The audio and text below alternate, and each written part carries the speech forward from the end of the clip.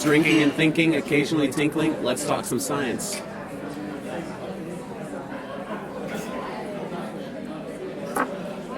Ooh, that does taste like... Very vaguely peanut butter. It tastes like I get it. I'm getting it. really watered down peanut butter. That was a Buckeye shot, by the way. Yeah. You got a better idea, send it to us. Yeah, definitely. What is that? Welcome. I'm Lieutenant Commander Eric Trong. And I'm Spider-Man. Your friendly neighborhood Spider-Man. This is our podcast, Gin and Jargon, which is vaguely about science today. I think just vaguely about science. A little bit. We're here at the Pint Room, and it's Halloween weekend, so... It is. What better time, since we apparently think we're like the Simpsons or something, to do a Halloween special? What do you got there? We're not going to be that dark, though. Yeah. I have a Moorline Cherry Belgian beer. It's all right. It tastes like it tastes like Blue Moon trying to be a saison. It's not really top of the line, but it's interesting. No, not a huge fan. It's all right. Okay. Better than Budweiser. Yeah, it's true. There's a lot of selection here, though. So, what are you drinking? I've got a Homestead Snake Oil. It's from a brewery here in Ohio. It's an IPA. It's good. It doesn't really have as much it doesn't have much bite as other IPAs do, so it kind of goes down smooth.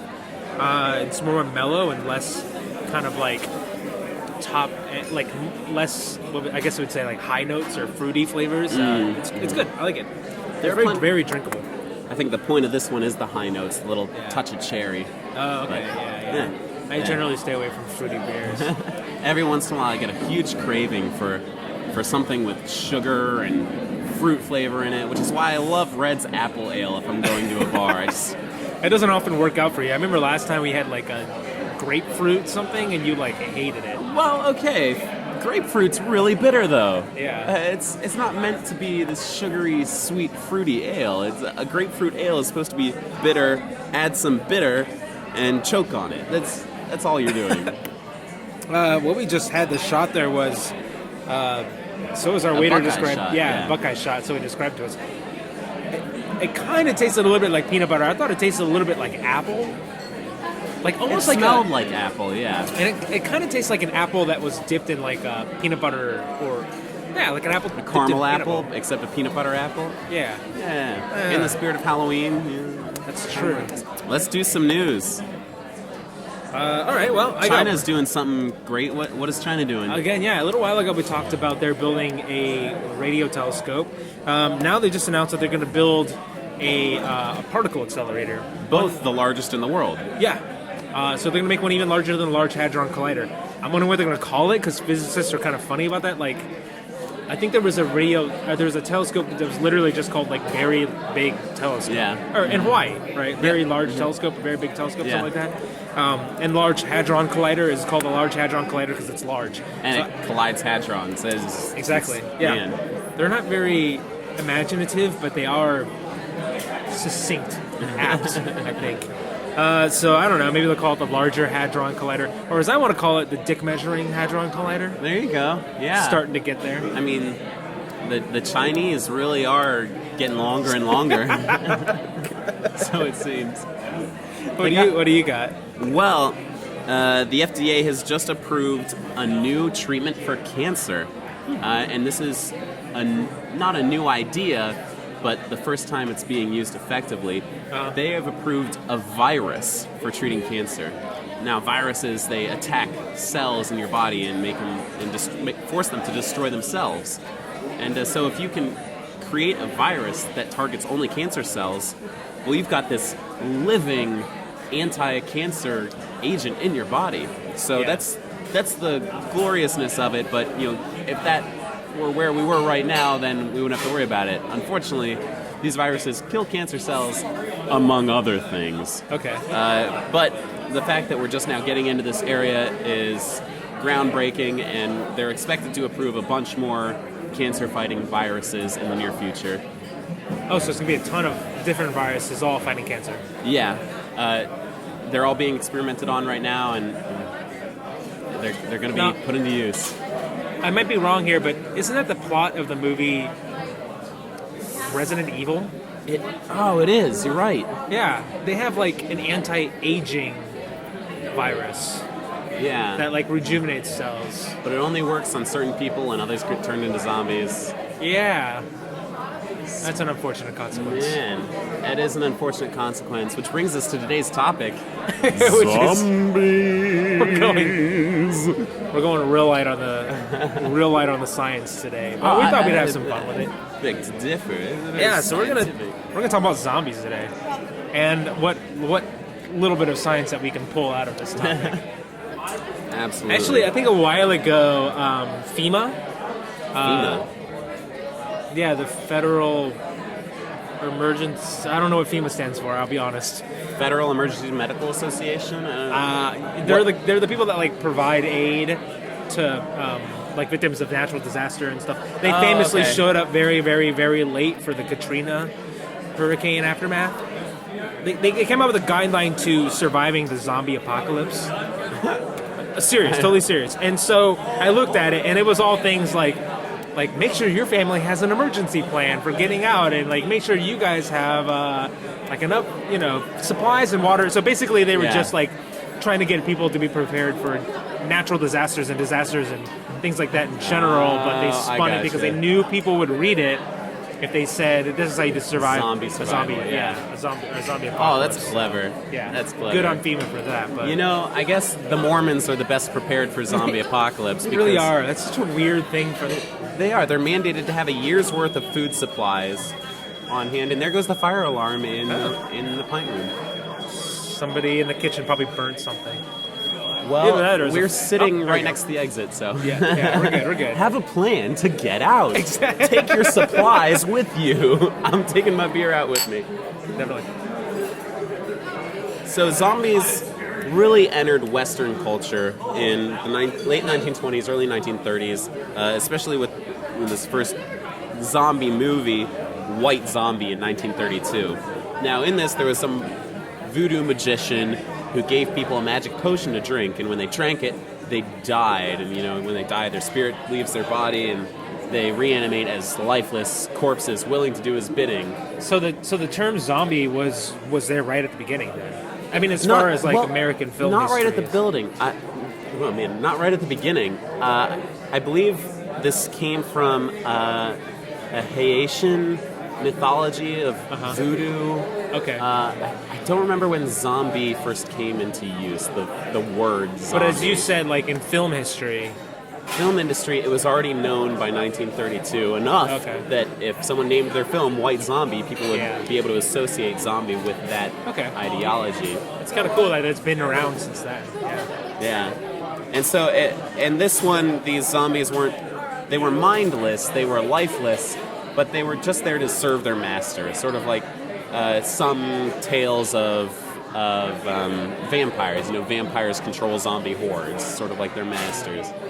And that's still a popular theme in video games and nerd culture today. If you play any version of D&D, you'll know that if you find a group of vampires, you'll likely find their hordes of zombie followers there to kill you too.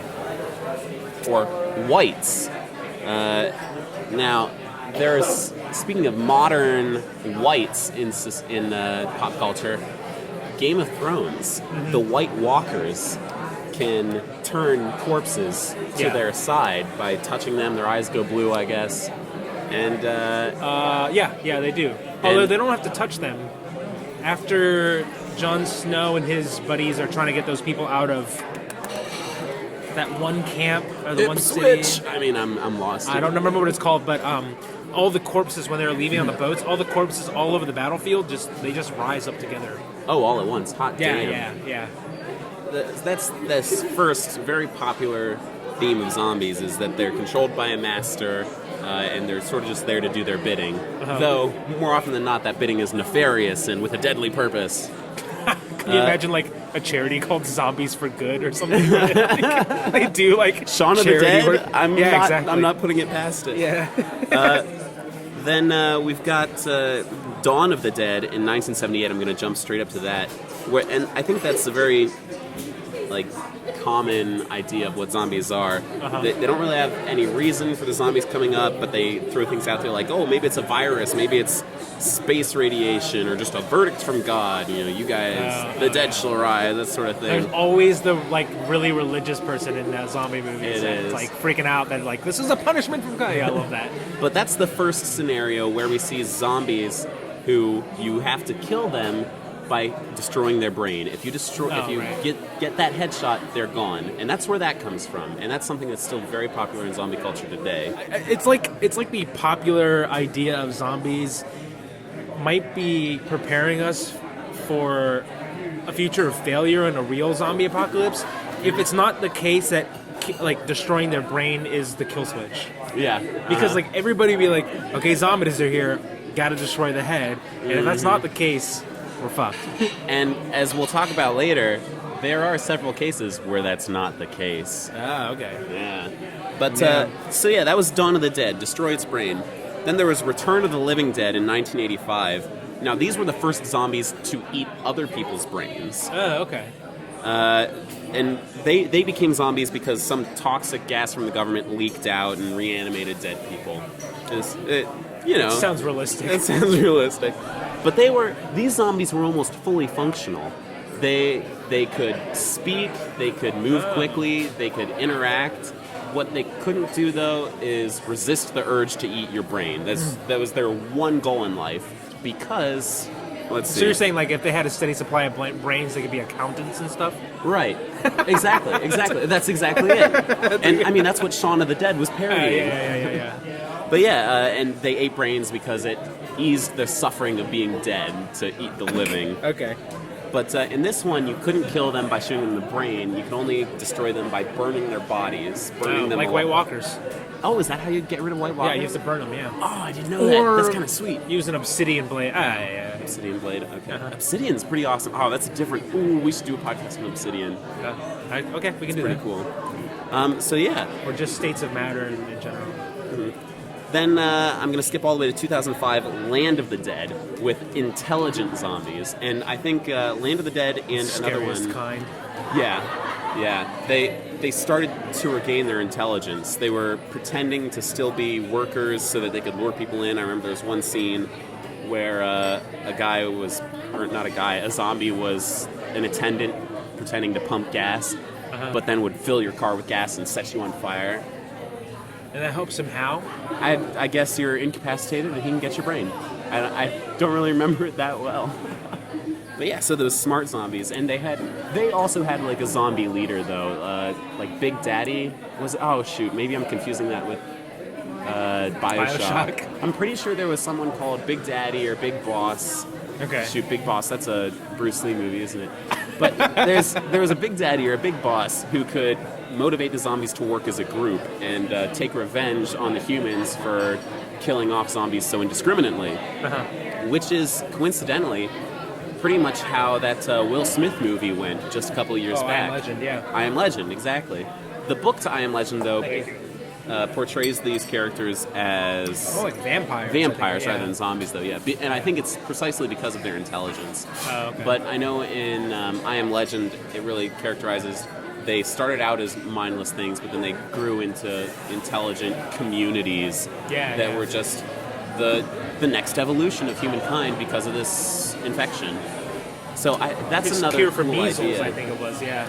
Yes, you're right. The cure for measles. Yeah. So maybe that cure for cancer is gonna screw us over too. Yeah, a lot of us are thinking like that could be the end. I think there's quite a few people out there that are like, here's my chance. Oh, it's about that time to dim the lights, eh? I guess so. So I've got just a couple more things to mention because I think they're really cool. So World War Z, those zombies were the only ones that I know of that had a mob mentality. They acted like a swarm. They acted like a group of things all going for the same purpose. Like ants. Like ants, exactly. Yeah. And I just remember that image in my mind of them climbing the walls of what is that, Jerusalem? Jerusalem, yeah. Yeah. It was just... They were so fast, too.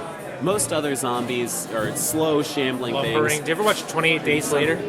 Those are fast Those as ones well. were fast. Yeah, those were really fast. Fast zombies are the worst Yeah. kind. and that's actually the next one I was going to mention. Yeah. 28 Days Later, which is 2002, and then 28 Weeks Later was 2007. And then they're coming out with 28 months later Oh my gosh, soon. I'm going to have to watch that. I'm getting excited to watch zombie movies now. Yeah. It's been really popular, and I mean, I guess it kind of always has been, but zombie stuff because of things like The Walking Dead and another like World War Z. Yeah, it's kind of a hot topic right now. Yeah. Zombies. Everybody likes zombies. So. And then in 28 Days Later, the zombies are infected with rage. You know, like, okay, what is rage? But that's actually a pretty great point, because there was a movie called Quarantine in which people came back from the dead because of some evolved form of rabies, which really just gives you a bloodlust, which, you know, we've already got this virus called rabies that forces animals to kill one another, bite one another, so why not take that the next step and put that into humans? It's a viable option, I think, for a realistic zombie. Now, I just want to mention this because in pop culture today, no talk about zombies would be complete without mentioning The Walking Dead. Yep. It's probably one of the most popular shows on TV right now.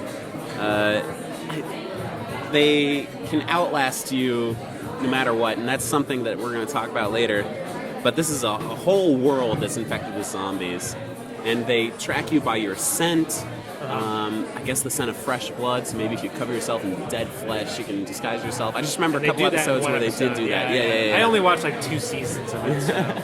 Well, there was another part in Walking Dead where they get away by climbing an emergency ladder to the roof of a building. Okay. And it's like, zombies can't climb? Oh, okay. Hey man, they can make it whatever rules they want for their own In universe. World War Z, they climbed. Yeah, they but climbed they did really so on well. the undead bodies of their comrades. Oh man. So that's all the source material I want you to think about as we go into this. Those different kinds of zombies. We've got viruses, we've got bacterial infections, we've got toxic government gases, we've got aliens, we've got verdict from God, and we've got space radiation. Okay. That sort of stuff. All coming at you. So we've talked about a bunch of these different kinds of zombies, how they came about, but how realistic is that? If you're in your kitchen and you look out your window and you see a bloody mess of a human shambling or running or plotting towards you to get you and eat your brain, or not your brain, just your organs, or something, you're gonna die. You're gonna die! If you see that. How can you know instantly how they were infected?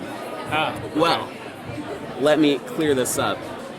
It's very, very, very unlikely that they died before getting that infection. Okay. A very popular idea is that these zombies are undead, meaning they died and someone raised their corpses. The problem is it's just not realistic. You can think of it from an energy conservation platform. You can think of it of the body working. The first thing that happens when you die, your heart stops pumping blood. That lack of blood means the cells in your body aren't getting oxygen. If they aren't getting oxygen, they die really, really quick. Right. And once they die, they can't produce energy to move the muscles, to move any of the chemicals around in your body. Nothing is happening in your body.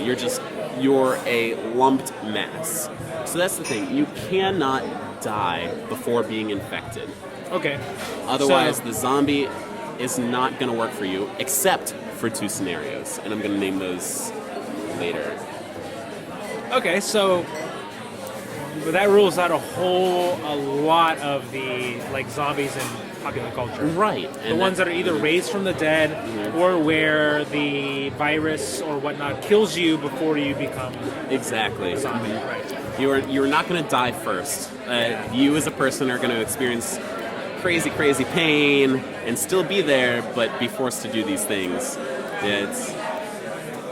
Which gets me to viable options. Now, I mentioned rabies earlier. Rabies I love as an excuse for zombieism because it affects your brain. It affects how you're driven to interact with the world. And, with animals, it's a lot more direct. They don't have as much socialization to Higher overcome. cognitive function, yeah. Right. But in humans, we've got so much socialization that if you were to get rabies, you'd get the fear of water, you'd have all these other symptoms that come with everything wrong with you. And you'd pretty much be incapacitated before you ever started to attack people. You'd be a little more violent, but that's just as a result of if you've ever had a headache, you're ornery. You're ornery as fuck. But you're not going to... It's not like you're suddenly going to seek blood and nothing else. Yeah. If there were an evolved version of that virus that were in your brain, by all means, if it could affect the right areas of your brain, then you're going haywire. You're going to start killing people left and right. Now, what do you think about 28 Days Later with the rage virus? I kind of assume that the rage virus is an advanced form Sort of of the rabies. same thing. Sort of the same idea, because I'm going to say rabies as in any virus that affects the brain in a way that makes you want to attack other people. Because the rabies virus makes you really want to bite. It seizes up, the jaw muscles. It makes you salivate a lot. And that's how the virus spreads. And another problem with the idea of you dying first, viruses and bacterial infections all rely on their host being alive in order to propagate. Viruses infect single cells. That's how viruses spread. They get into an individual cell and force the cell to create more of the virus, using up its own energy until there's so much virus in the cell that it explodes and kills the cell. Now, viruses specifically, I was going to say, viruses are ones that rewrite RNA. Yes, that's it. Yeah, viruses rewrite your RNA. Or DNA. Or RNA. RNA. RNA. And bacteria just divide. They just... Yeah, bacterias are celled organisms. They divide just like your own cells or any cell. Yeah. You've got bacteria in your gut. You've got bacteria. You're pretty much made of a shit ton of bacteria. And like a huge portion of the human, or I should not say, not say huge, but a surprising portion of the human body is like made up of just bacteria. Bacteria working together for the benefit of bacteria kind in your body specifically. It's good for you. It is. Eat your probiotics. Activia yogurt. Woo! Yeah. So I really like the virus theory coming after you. There are some infections that could infect the brain, but they're so incredibly rare that it's probably not going to see the widespread panic that you'd see in a virus. Thinking of how easily viruses are spread, if you get any fluid transfer from one person to another with the virus, or even from air, if you think about the common cold. Yeah. So I guess what we're kind of saying here is that it is kind of viable that some sort of infection, like a virus or maybe like a prion or something, could cause humans to behave like zombies do in some movies, but they would be susceptible to the same kinds of weaknesses that humans would be. Correct. Like bleeding out or exposure. Yeah. Exactly. So no matter what, viruses require a host to be alive to propagate. Otherwise, the virus can't survive either. Now, viruses can lay dormant for years and years and years without propagating, but in order for them to continue to act like zombies, they need a fully healthy living host. So you could bleed out. You could catch another virus like pneumonia and die. Anything else would set you under. Yeah. So now on to those two scenarios where you could die and come back. Oh, yeah, okay. Go for it. After trivia. All right. Oh! You thought I was going to do it, didn't you? Oh, it was so good. All right, okay, we got to order another shot then. We do need another shot. And we're back. We're back. And we're back doing trivia. Yeah, so we just took a long break with We some did. pickled chips, and we're back doing trivia. Who's going first? You can. All right, I'll go I want to first. hear your lovely voice. All right. So, okay. I forgot to come up with the question, so this one comes off the top of my head. In the film Shaun of the Dead,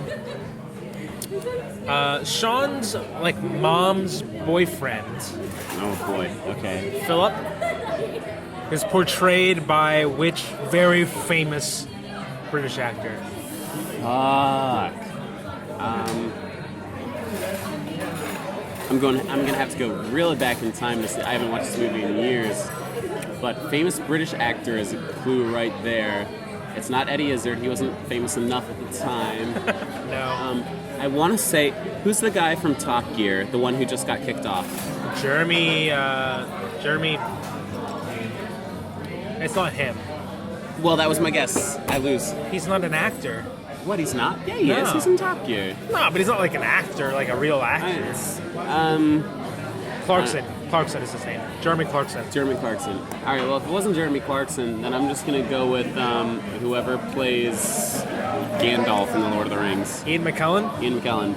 No, it wasn't him. Who was it? But you know what Ian McKellen looks like, and you know what this guy looks like, and it's not him. Well, how long? I don't remember what this guy looks like. That's the problem. okay. If I knew what he looked like, I'd have a baseline to go off of. But I am just naming famous like British actors at this point. His name is Bill Nye. The science guy. I wish that'd be awesome, but no, he was. What should I know him from? He's been in a lot of stuff. All right, okay. Oh, you didn't get it. His All real right, name's I Bill get. Nye. All right, this shot's mine. Okay, for you. What is the first literary instance of a zombie in popular literature? Popular literature. Yes. What does the term popular mean there? Known by a book that's been read by, I'd say, like a lot of people. I don't know, like popular. It's popular. Let's see. First known.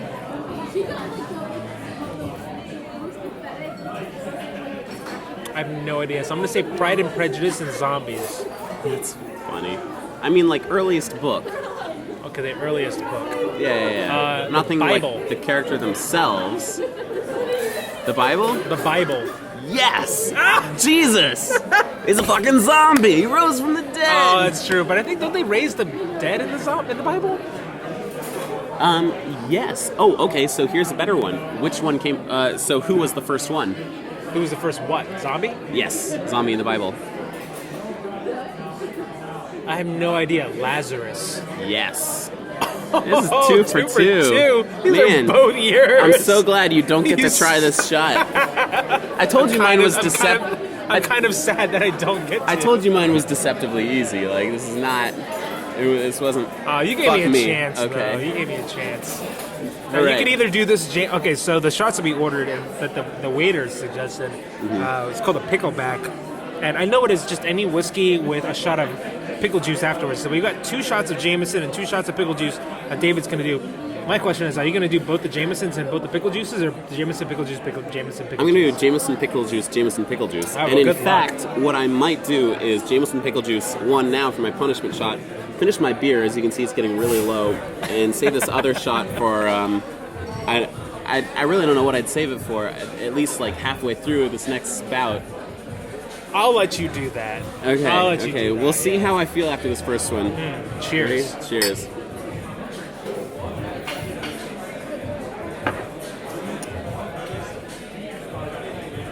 You're a trooper, man. How was it? Oh man, that's pretty good. Oh, really? Shit, I'm gonna take the other one. All right, go for it. Man. I'll just have to do this at some other time. Oh, damn. All right. I was not expecting that. So, I don't really like Jameson, but the pickle juice is great. It's such a weird... I've never tried it before, but yeah. Okay. Oh, you're on, man. Whew. All right. Yeah, I need you to cheers me. I cheers. can't do this. Thank you.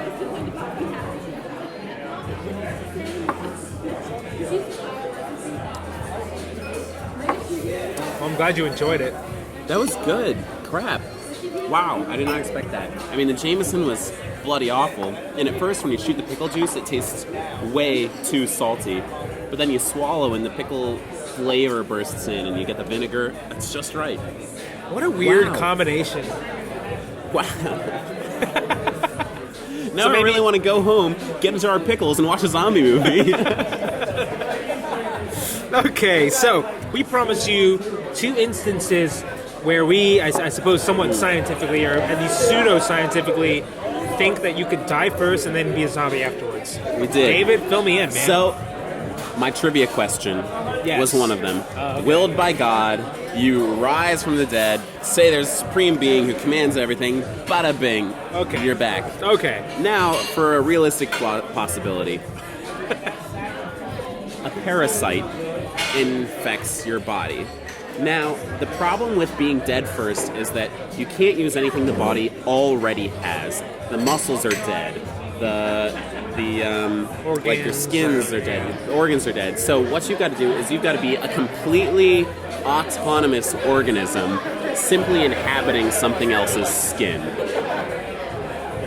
In the case of certain bugs. Okay. And I think you've seen the articles that I'm referring to. There are certain bugs. Funguses sometimes. Funguses. Funguses still require a living host. Okay. But there are certain bugs, like a worm. I forget what it's called, but it will infect the bodies of dead bugs and sort of lurch them around awkwardly. It's like that thing from Man in Black. The first one. Remember that big ass cockroach Yeah. that takes control of that guy's body? Yeah. So that's the scenario. Some giant parasite gets into you. Gotcha. That's how it would have to work. I see. Well, we're going to talk about survival strategies. Yeah.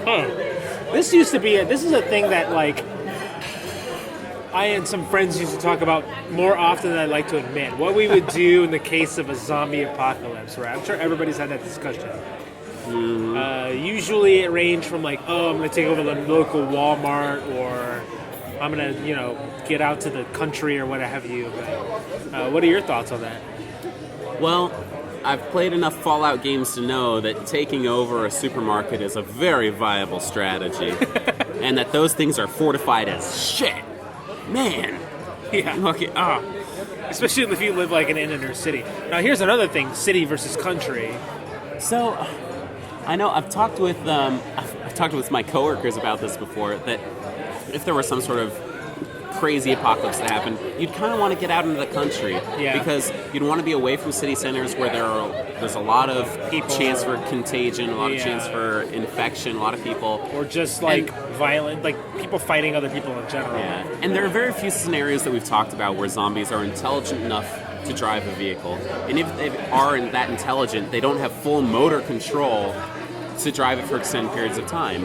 So if you were way off in the country, not only would you have a huge warning if someone were coming in who was foreign, but any on-foot zombie that tried to make the trip would be so emaciated or dead by the time it got re-dead, by the time it got to you, that you wouldn't have to worry about it. dead. So we're talking the best case scenario is you're a farmer with a crap ton of land out in the boonies and you're self-subsistent. But if you can't get your own farm, how are you going to protect yourself? Well, to protect yourself, so this topic comes up a lot when you're talking about zombies, and the topic really is weapons. I think I'm going to break it down between 2 types of weapons: naturally ranged weapons, and I guess close range or melee weapons. So let's do ranged weapons first. Hell yeah. I'm going to start off with let's go with Pop a cap in a bitch. the most popular sort of like zombie scenario is that destroying their head or their brain will stop them, right? So that's like the most popular one. Yeah. I don't think people really realize how hard it is to hit a small moving target like a head. It's really hard. It's really hard. Unless they're like dangerously close. So, to that end, I think that like while it'd be useful, we both said it's really hard as if we've shot someone in the head before. I mean, I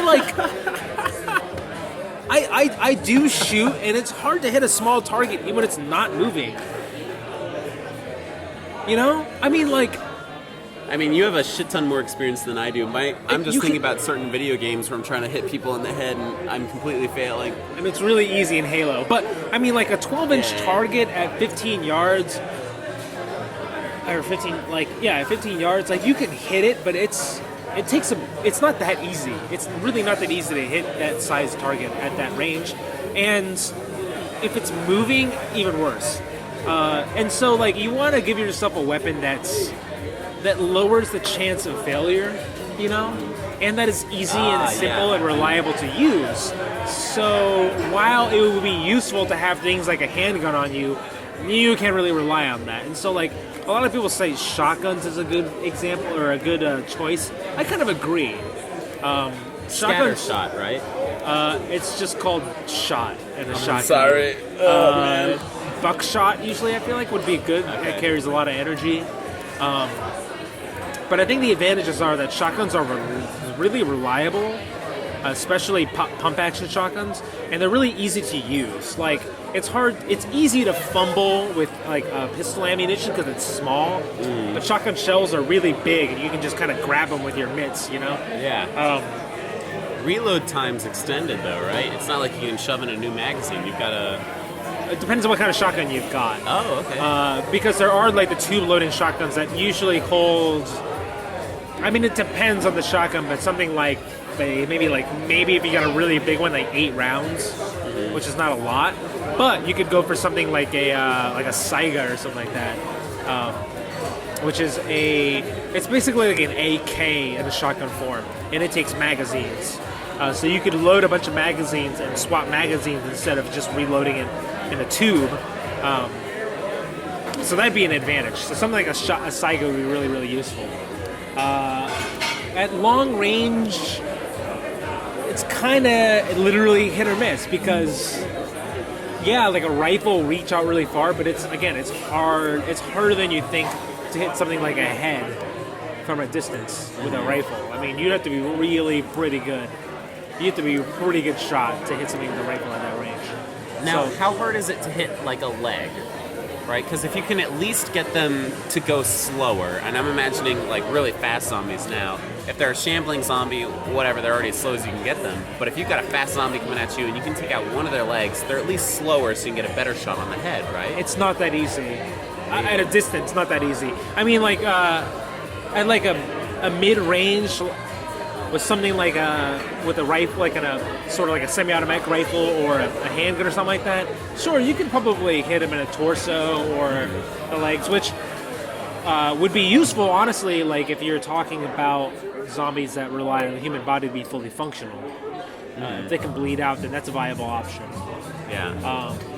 But we're talking about, the common person, ease of use, reliability. I think shotgun is a pretty good way to go. Yeah. But and even if you miss the head with a shotgun, there's still enough force to send someone a little back. Yeah. Push them back a little bit. Yeah, I suppose. But here's the other thing. Like, often in zombie movies, like, zombies are attracted to loud noises. And there's really nothing that much louder than a shotgun. I mean, or a gun in general. Yeah. They're really loud. So Hawkeye. Yeah, you get could your go, bow and arrow and get really good at that bow and arrow. Firing a bow like that, also not easy. No, it isn't. So Hawkeye, I have experience with that. Hawkeye, for instance, uses like a recurve longbow, which takes years to train with, an immense upper body strength. Yeah, I mean, that's the enormity of Hawkeye's superpowers, that he can pull that bow back so many times in one battle. Yeah, that's true. You'd imagine that his right arm would be infinitely stronger than his left because his left arm's just holding it out, so he'd have a ridiculously strong left shoulder and a really strong right, bicep. No, they would experience the same sort of force. Same force, but in a different area of the body, right? So the left arm would have a brilliant shoulder to take the impact of pulling back, the right arm would have to have this whole section, the forearm and the bicep, really strong to pull it all the way back. Yeah. Because the left arm's pretty much staying stagnant. Yeah. So something Hawkeye like a should longbow look like really a freak. Hard to use. Saying. What might be a little easier to use if you're going for something like that is compound bow. Those are the bows. They have cams on them, like little pulleys, sort of, and they have lots of strings. It takes some force to pull them back, but once you've got it back, it's easy to hold it in place. Yeah, a it lot sort of locks. Yeah, it kind of locks in place. So a hunting bows and things are a lot like that. So those give you the advantage of a high draw weight, but without having to hold that draw weight for an extended period of time. Yeah, like with a so you longbow. can take time to line up a shot. But still not easy to use. Fast, it's fairly fast, faster than a crossbow would be. Crossbows don't take a lot of training to use, but they're a little bit slower than their manual counterparts. Just loading the bolts, you Just mean? loading them, yeah. Because for like one to be lethal, you would have to have quite a bit of draw weight. Now, in the same way that longbows or regular bows have compound bows, there are compound crossbows. I've never used one of those. I have not used one either, but I know they exist. So the same advantage, like it would be easier to pull once you've got up there. So you could load them probably fairly manually. It used to be that if you were loading a crossbow that had a heavy draw weight, you would either use a windlass, which was like a pulley with cranks on it, like with strings. Yeah. So you would like hook it on and wind this thing up, or you would use like this sort of ratchet thing where you like a lever to pull it back. To pull it back. With a modern compound crossbow, you can probably do it by hand or with at least the use of little hooks on a string. So yeah, a crossbow,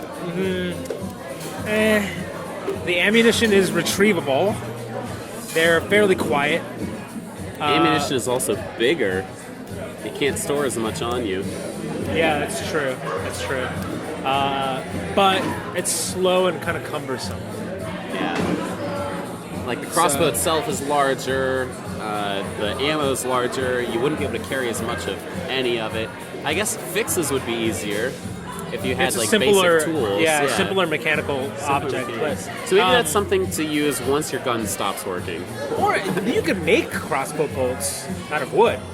Yeah. I mean, you can't exactly make bullets. That's a hard thing to do. You could potentially if you had the stockpile, but yeah. You could make shot, couldn't you?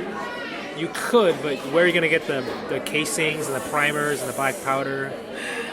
That I can't help you with, Yeah, Eric. that's difficult. And that's the other thing about the use of firearms, like in a zombie situation, is like you're going to run out of ammunition eventually. You better have a backup plan. Which kind of brings us to melee weapons. Which is like always a fun thing to think about. Like, what's your zombie weapon? Have you ever thought about it? I'd have to say a staff. Really? Yep. That's it? A bow staff. I mean, okay, sure, like, I'd love to have an axe or a hatchet, but I'm a lot more familiar with a staff. You've got two ends, 2 points of contacts. You can brace it against yourself in several different fashions. I think the only problem with it is that you'd have to get so much force behind it to actually take out a head. Because there's not a lot of mass. Right, there's not a lot of mass. So you'd have to be either using a ridiculously heavy bow, or you'd have to have some sort of spikes at the end. I'm kind of with you here. I'm with the pole. I'm in the pole arms. Yeah. Like you want to keep as much distance Yeah, you want to between keep you the and the distance. zombie So as possible. there's a gardening tool. I'm not quite sure what it's called, but it's a hoe? heavy. It's a Okay, continue. Not a hoe. No, it's like a heavy stave. It's medium length. It's probably around the same size as a bow staff. But at the end of it, it's got like a very probably it's like a metal spade sort of. But it's not that big. It's probably about the size. What would you say? Like about this big. A poster. So it's you use it to dig post holes. Oh, no, it's not a post hole digger. Oh, okay. Thank you. But it's got some sort of spade at the end of it? It's just a flat metal spade about the size of like maybe two or three maybe like decks of cards stacked on each other. Like it's long and it's thin, but it's simple and it doesn't have any fancy things about it. But it's like a heavy piece of metal at the end of a staff. I think that for me would be ideal. A lot of things to put into consideration. Things like axes. Axes are, I think, a good weapon because they're easy to use. I mean, They are. Depending on the size of the axe, it might not take you that much strength to use one. If you've got like a good like two-handed axe, like it would last you a really long time because they're meant to stand up that kind of abuse. Now, for the little tiny bit of science in here, what you're aiming for is something that can deliver your force into what is like a concentrated amount of area. A small point. Yeah, a small point. And that has to do with really pressure. So pressure is force over a certain amount of area. So like if you think about like pressures, like for instance, like the term PSI, that's pounds per square inch. And that's the whole theory behind axes too. They bring the force of you swinging down something to the small fine point of a blade's edge. Yeah, the combination of like the force that you impart on it and like the weight, the mass, the momentum that this axe will carry into like a small point. And that's where something like an axe or maybe like a sledgehammer would excel. Axe may be a little easier to use. Sledgehammers are really heavy. Although I feel like they'd be really good zombie killing tools. But well, you know, you've got to be able to swing that so many times. Over and over and over. Yeah. So like even a lightweight axe would do a lot of damage or something like that. And if you haven't taken something like a bat or a golf club and swung it over and over and over again at something about head height, try that. See how many times you can strike something for how long. At full strength, yeah. At full strength, because that's what you need with something like a baseball bat to actually crack open the head and destroy it enough to kill a zombie. Thank you.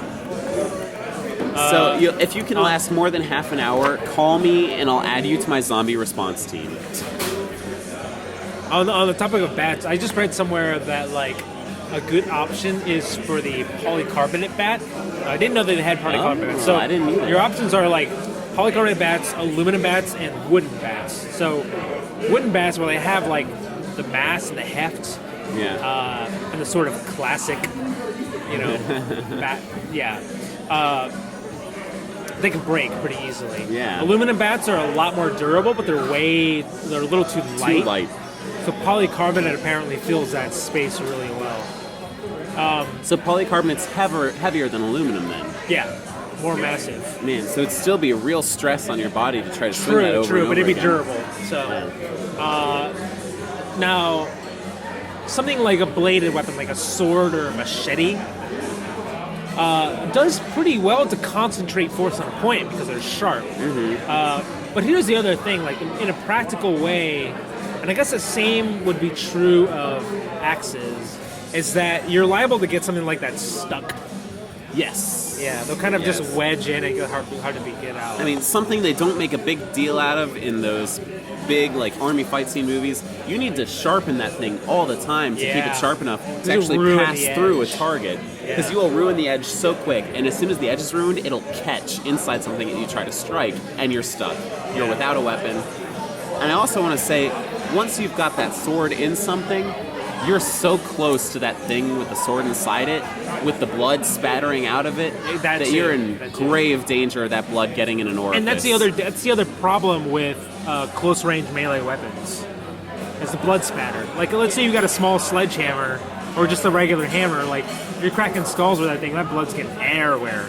Yep. So. That's the truth, son. So that's why I'm in the polearm camp. The more we talk about it, the more I think I really want like a long spear. Yeah, like a long spear and maybe, I don't know, a hatchet at my side for close range. Yeah. Man. Yeah. And maybe a handgun or a shotgun if something gets really the shit. But, man, and if I've only got 12 shots in a shotgun, man, I'm saving that for a rainy day. I don't know how I deal with long range opponents except for traps. Right. Yeah. I'm gonna head to the hills, and I mean this is the great thing about getting out into the country. If you're not in a city center, the body decays really quick. It takes years for the body to fully decay down to a skeleton, but in order for it to decay enough for the muscles to be useless, is a matter of like a month. So if you can spend a month out in the country, you're going to be okay. Anything that makes it out to you will be so weak as to be easily incapacitated with a baseball bat or your polearm. I feel like people could talk for hours and hours and hours and hours about zombie killing weapons, but I don't want to. So Absolutely. yeah. Absolutely. Well, thanks for listening to our really, really whimsical, really non-science episode. We were just having fun with it because we're out here on Halloween and we're all dressed up like Spider-Man. David Rutz, your friendly neighborhood Spider-Man. Yeah. Lieutenant Commander Eric Drong on the USS Gin and Jargon. Yeah! Starship USS Gin and Jargon, yep. That's the one. Oh, you got anything else? You want to wrap it up? That's all I got. Let's wrap it. All right, man. Well, thanks for listening to Gin and Jargon. This is Eric and David. If you like what you hear, subscribe on YouTube, like us on iTunes, leave a review or a comment or whatever. You can also find us on social media. We're on Facebook, Instagram, and Twitter. And speaking of Twitter, is the only place that you can go and request a shot for us to take, either for the front of the show or for trivia later on. Yeah, we will do your bidding, especially if you call us out on an error we've made. Let us know. Speaking of errors, last week I said that Alfred Nobel invented TNT. That is not true. He invented dynamite. Those two things are different. So, but he still got very rich on dynamite, and he felt remorseful enough to donate his fortune to Nobel prizes. So we thank him for that, I guess. And for dynamite, it was pretty useful. But anyway, yeah. Thanks for joining us this week. We'll catch you next week, I guess. Until then, cheers. Yeah, cheers.